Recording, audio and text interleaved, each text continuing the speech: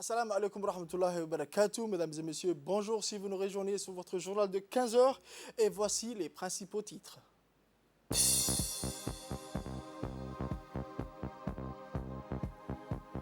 Le ministre de la Défense remet les clés de son logement aux forces armées.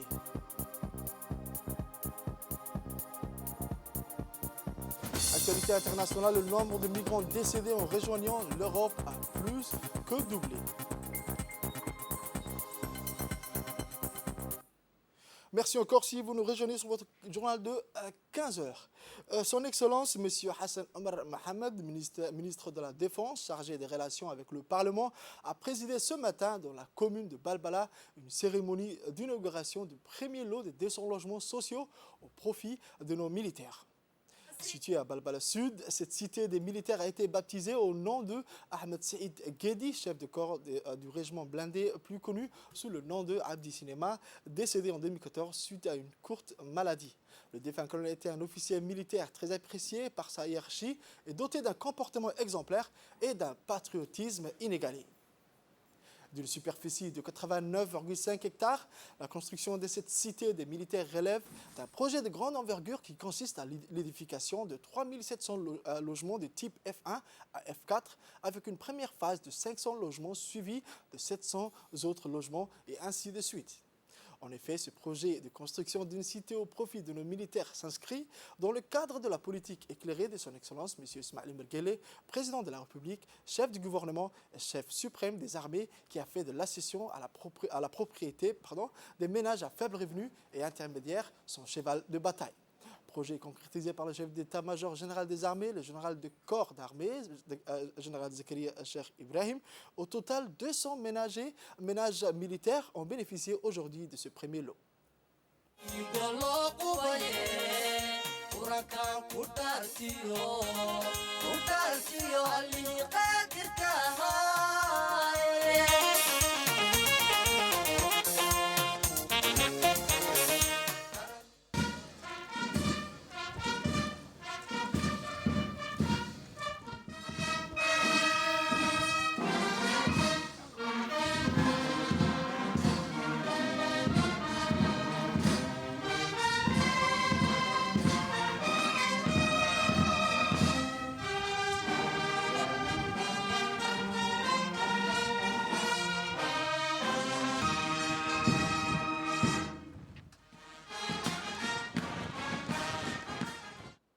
Cette cérémonie haute en couleur a réuni Madame la maire de Djibouti, les directeurs de la société Hamdani, le directeur de la banque BOA, la délégation militaire avec à sa tête le général Zakaria Cheikh Ibrahim comprenait le général de brigade Tahir Ali Mohamed, le général de division Hassan Ali Kamil, ex-conseiller du CMGA et actuel conseiller du président en matière de défense, les grands responsables des forces de défense et de sécurité et les officiers de l'état-major des armées. À son arrivée, son Excellence Hassan Omar Mohamed a été accueilli par le chef d'état-major général des armées, le général Zakaria Cheikh Ibrahim. À l'issue, son Excellence Hassan Omar Mohamed, accompagné du général Zakaria Cheikh Ibrahim, a entamé la revue du piquet d'honneur composée de la musique nationale, d'une section des personnels féminins des armées, d'une section de l'armée de l'air et d'une section de la marine nationale. De l'autre ont été alignés les acquéreurs militaires issus des différents corps et formations de logements sociaux. La musique nationale a retenti l'hymne national au terme du piquet d'honneur. Son Excellence M. Hassan Omar Mohamed s'est installé dans la tribune officielle. Le chef d'état-major général des armées, le général de corps d'armée, Zakaria Cheikh Ibrahim, a en premier lieu à remercier l'ensemble des participants, en particulier les membres du gouvernement, d'avoir répondu, honoré de leur présence cette cérémonie hautement symbolique. Dans ses propos, le CMGA a souligné que ce projet s'inscrit dans le cadre du programme initié par le président de la République, son Excellence M. Ismaïl Merguele, Logement pour tous, qui consiste à permettre aux ménages à faible revenu ou intermédiaires d'accéder à la propriété privée, c'est-à-dire donner à chaque Djiboutien la possibilité de devenir propriétaire d'une maison. Écoutons le discours du chef d'état-major général des armées. Plaisir de nous voir réunis aujourd'hui ici pour la cérémonie marquant l'inauguration du premier lot de 200 logements de la première phase des logements sociaux au profit de nos militaires. Belbéracide à l'est de la cité Nassir.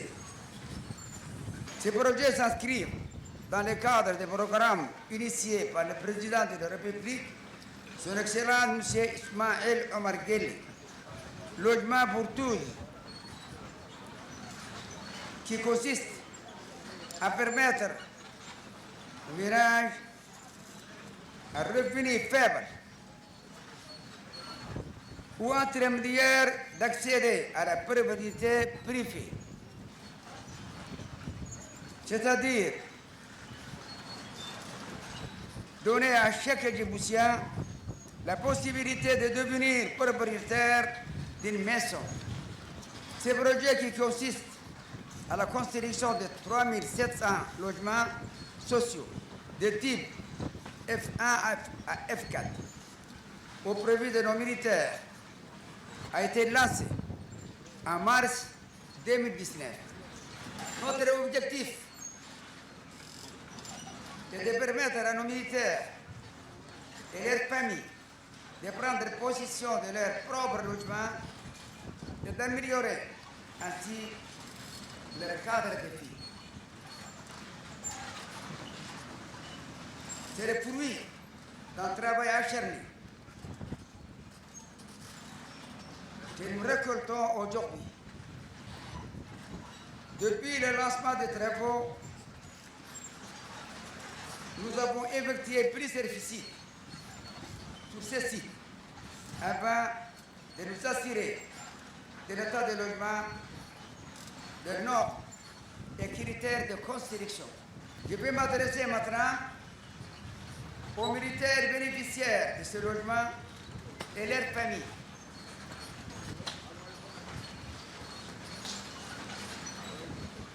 C'est un moment fort pour vous, car vous devenez, à partir de ce jour, propriétaire de votre maison et de votre site.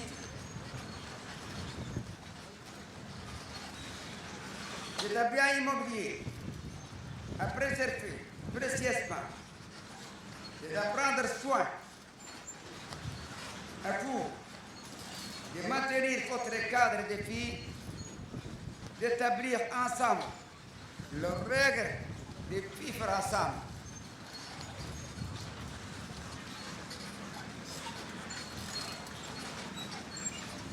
De vous entraider, de donner une bonne image à votre cité qui porte à côté de séjour le nom de cité Ahmed Saïd Guédi.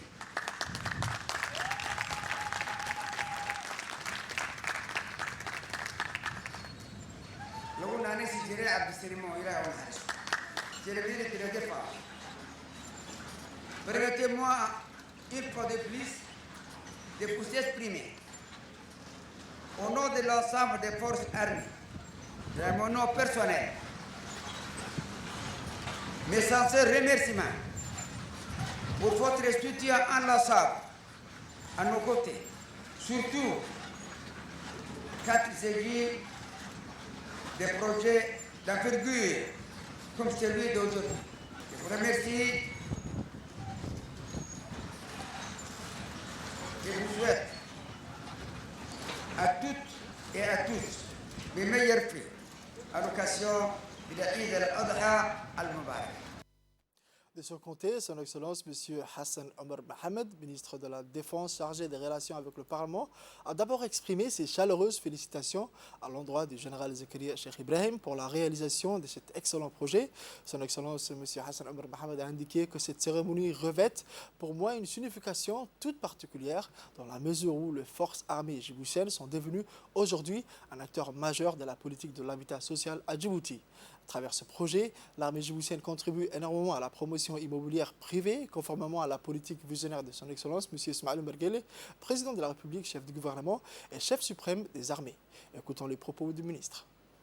Je suis heureux ce matin, en venant sur ces beaux sites, présider la cérémonie qui est consacrée à l'inauguration du premier lot de 200 logements sociaux au profit de nos militaires à la cité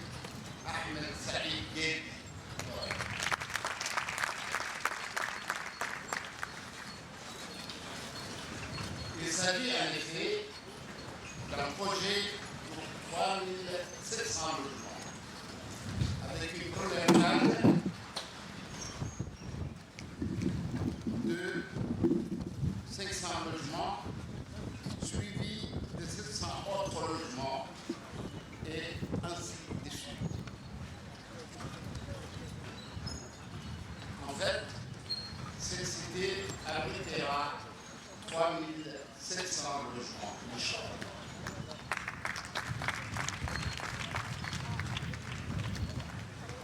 Cette cérémonie avait pour moi une signification toute particulière, dans la mesure où les forces armées djiboutiennes sont devenues un acteur majeur de la politique de l'habitat social à Djibouti. À travers ces projets, l'armée djiboutienne contribue énormément à la promotion immobilière privée conformément à la politique visionnaire de son Excellence M. Ismaïl Omar Guelleh, président de la République, chef du gouvernement et chef suprême des armées.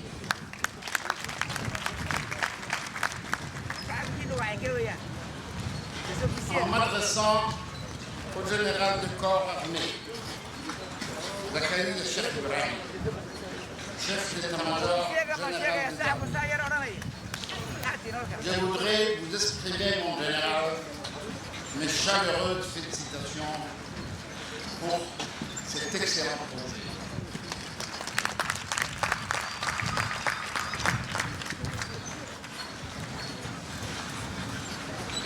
J'ai dit, mon général, que vous avez réussi parce que vous contribuez résolument à doter les personnels militaires d'un toit qui est un patrimoine extrêmement important dans la stabilité et les plans d'épanouissement des familles des militaires, participant ainsi au renforcement du moral de la troupe.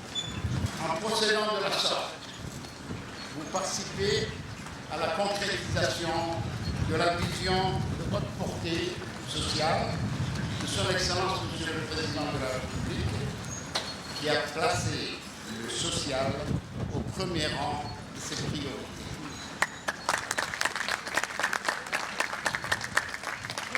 Ceci montre que vous avez compris que les actions permettant aux Djiboutiens et Djiboutiennes d'accéder à la propriété figurent en bonne place dans la politique du chef de l'État. Un toit pour tous.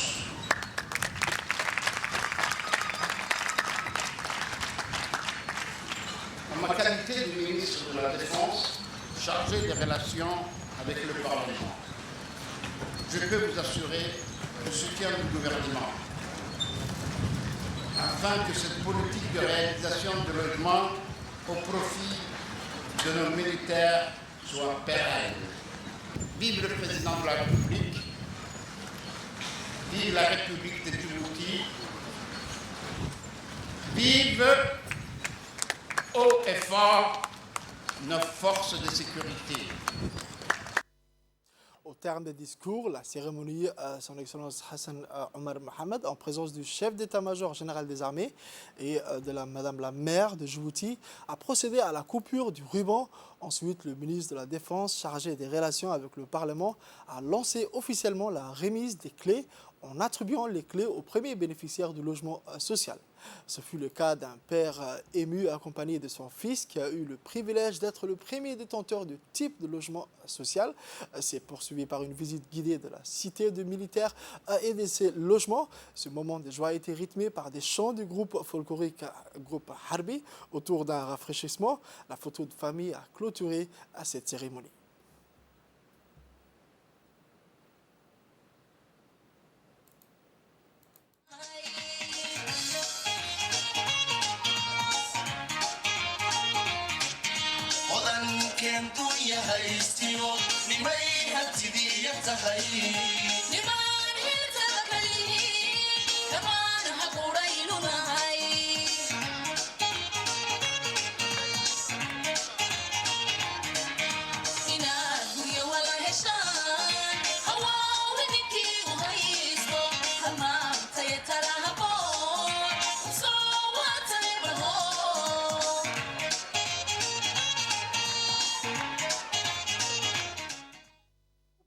comme à l'accoutumée, a animé cette belle journée par des chants et danses autour d'une collation concoctée à cette occasion. Regardons un peu ces passages.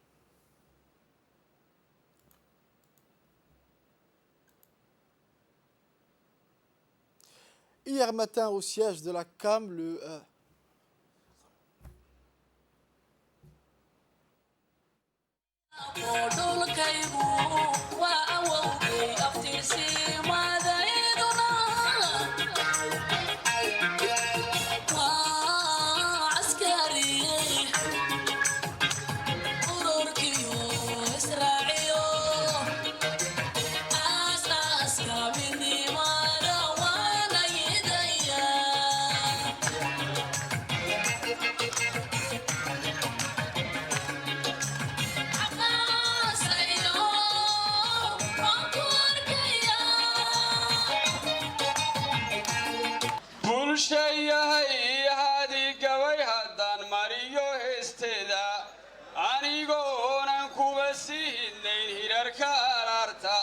siday ugu habboon tahay anoo halaburaya hooyo guntada maanta waa hogol diraaceede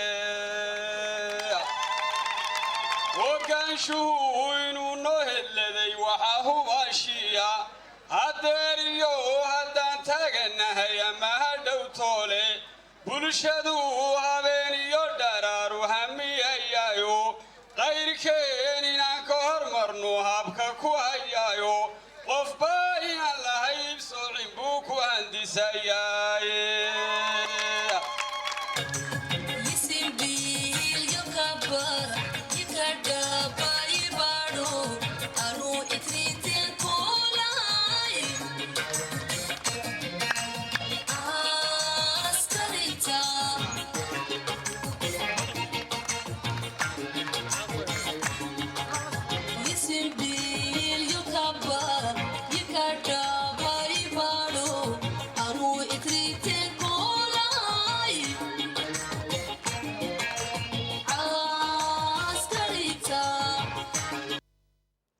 Autre actualité nationale, santé à présent. Hier matin, au siège de la CAM, le ministre de la Santé, Dr Ahmed Roble Abdille, a assisté à la cérémonie de réception de 262 tonnes de super céréales offertes par l'UNICEF et destinées, entre autres, à la prise en charge de la malnutrition aiguë modérée chez les enfants de 6 à 59 mois et les femmes enceintes.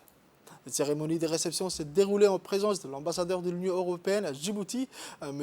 Aiden O'Hara, de l'ambassadeur de France, M. Arnaud Guillois, de la représentante de l'UNICEF, Mme Melva Johnson, et de la représentante du PAM, Mme Marie, financée par l'Union européenne. Cette nouvelle donation d'intrants nutritionnels intervient dans le cadre du programme de lutte contre la malnutrition qui prend en charge principalement les enfants, les femmes enceintes, mais aussi les personnes sous traitement anti-tuberculeux et les personnes vivant avec le VIH. Le ministre de la Santé, Dr Ahmed Roble Abdille, a réitéré ses remerciements à l'endroit de tous les partenaires engagés auprès du département de la Santé pour lutter efficacement contre la malnutrition à Djibouti. Ce matin, au stade Hassan Goulet, s'est déroulée une importante cérémonie de remise de lots, de matériel et d'équipements sportifs au bénéfice de plusieurs associations sportives de la capitale et des régions en prévision du tournoi d'été qui débutera très prochainement. Ces lots composés des ballons de football, de basketball, de handball, des filets ainsi que des coupes et médailles en guise de trophées ont été remis aux mains des présidents et représentants des différentes associations sportives. L'événement a vu le jour en présence du ministre par intérim du secrétaire d'État au sport, M. Abdelkrim Cher, le ministre du Travail chargé de la réforme et de l'administration, son Excellence Ismaël Ibrahim Roble, du ministre de l'Environnement et du Développement durable, son Excellence Mohamed Abdelkader, du ministre de la Communication chargé des postes et des télécommunications, son Excellence M. Radouane Abdullahi Pardon, de Mme la maire, Mme Fadouma Awale, de la secrétaire générale du SES, Mme Khadiga, des présidents des différentes communes, des plusieurs membres du secrétaire d'État chargé au sport et ainsi que les bénéficiaires. A noter également que le ministre par intérim, M. Abdelkrim Cher, a profité de cette occasion pour mettre l'accent sur l'importance du sport et son impact sur le corps d'un pratiquant. Il a ensuite tenu à encourager les participants dans les missions qui leur sont confiées, tout en leur mettant en garde aux bons usages des matériels. Les compétitions s'y tiendront un peu partout dans Djibouti-Ville et dans les régions de l'intérieur à partir de ce week-end et se poursuivront pendant un mois, soit la fin de l'été. L'esprit et le corps. Donc on est obligé d'entretenir son corps.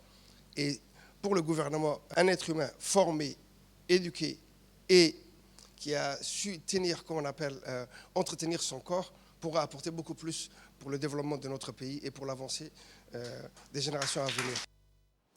Écoutons à présent quelques réactions des bénéficiaires.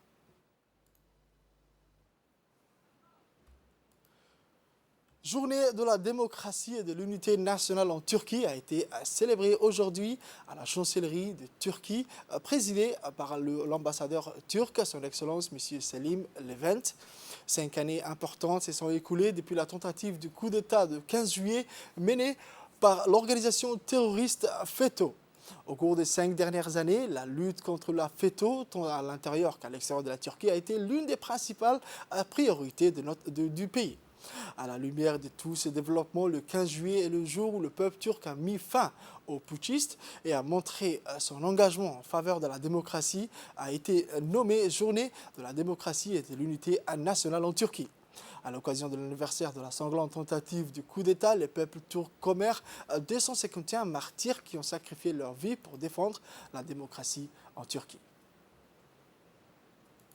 L'ambassadeur turc, son Excellence M. Selim Levent, a fait une déclaration sur la radio-télévision de Djibouti, a rappelé que 5 années importantes se sont écoulées depuis la tentative du coup d'État du 15 juillet menée par l'organisation terroriste FETÖ. Écoutons à ses propos. Aujourd'hui, c'est le jeudi 15 juillet 2021 à Djibouti. Nous commémorons aujourd'hui la journée de la démocratie et de l'unité nationale en Turquie.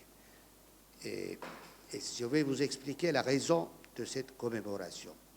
En effet, en Turquie, une tentative de coup d'État qui a eu lieu le 15 juillet 2016, il y a juste 5 années de cela, pour renverser le gouvernement, a été déjouée par une résistance collective du peuple turc. Cette tentative de coup d'État avait été planifiée et perpétrée par l'organisation terroriste Fethullah, FETÖ. Le coup a été planifié par les dirigeants de FETÖ et mené par des membres de l'organisation qui avaient infiltré pendant de longues années dans l'armée turque. Ils ont réalisé le coup en désobéissant à la chaîne de commandement des forces armées. Cet acte odieux est l'attentat le plus meurtrier que la Turquie ait jamais connu dans son histoire. Le peuple turc qui s'est opposé à cette horrible menace a démontré au monde avec une ferveur et un courage exemplaires qu'il ne reconnaissait aucun pouvoir au-dessus de sa volonté politique et qu'il était prêt à sacrifier sa vie afin de protéger son État et son système démocratique. Le gouvernement turc a décrété la journée du 15 juillet de tous les ans comme une fête nationale nommée Journée de la démocratie et de l'unité nationale. Je voudrais aussi vous ajouter, chers téléspectateurs, chers amis et frères djiboutiens, que Djibouti, en tant que pays ami et frère, a été le seul pays dans le continent africain qui n'a pas été infiltré par cette organisation de FETÖ. Donc, nous remercions aux autorités djiboutiennes, à son gouvernement, son président et à son peuple pour cet acte d'amitié et de fraternité envers la Turquie. Merci beaucoup. La société de gestion terminale à conteneurs SGTD d'Oralé a accueilli avant-hier le plus grand navire dénommé COSCO Shipping Kilimanjaro. COSCO Shipping Kilimanjaro est un porte-conteneur, a été construit en 2017 et navigue actuellement sous le pavillon de Hong Kong. Ce navire de longueur totale de 366 mètres et sa largeur est de 51,3 mètres. Sa capacité de charge est de 14 568 EVP et un navire de dernière génération. La direction générale de la société de gestion de terminal à conteneurs d'Oralais, M. Adawi Abdullahi Sigad, a remis un cadeau au capitaine du navire COSCO Shipping Kilimanjaro. La position géographique unique du terminal au carrefour des 3 continents offre un accès à plus de 43 ports et villes dans le monde. SGTD est le terminal de prédilection des plus grandes lignes maritimes dans PIL, MSC Maersk, COSCO, CMA CGM, Hapag Lloyd et Evergreen. Le directeur général de la société de gestion du terminal à conteneurs d'Oralais, M. Abdullah Adawi Sigad, dans son intervention, a rappelé que cet navire est le plus grand navire qui a jamais accosté dans la République de Djibouti et que ceci est la performance du SGTD. Écoutons ses propos. Nous célébrons l'accueil et les opérations d'un grand navire à Djibouti. Ce navire appartient à la ligne maritime internationale, une des premières, qui s'appelle COSCO Shipping Line, dont les capitaines et l'agent local sont ici présents.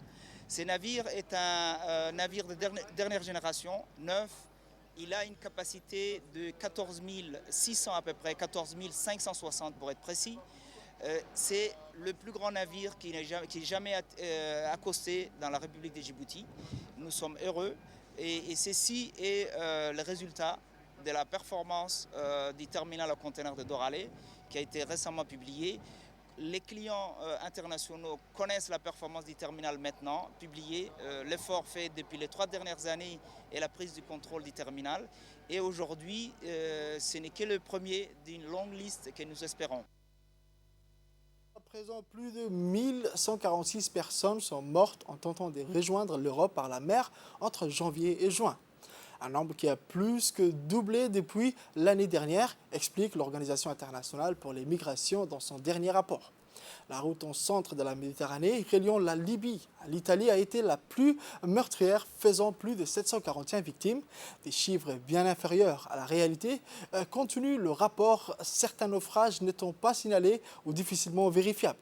L'organisation note également que cette vague de décès coïncide avec l'augmentation des interceptions faites par les gardes-côtes. Ils sont régulièrement accusés par les ONG de mauvais traitements envers les demandeurs d'asile, notamment lors des interceptions et débarquements sur les côtes nord-africaines.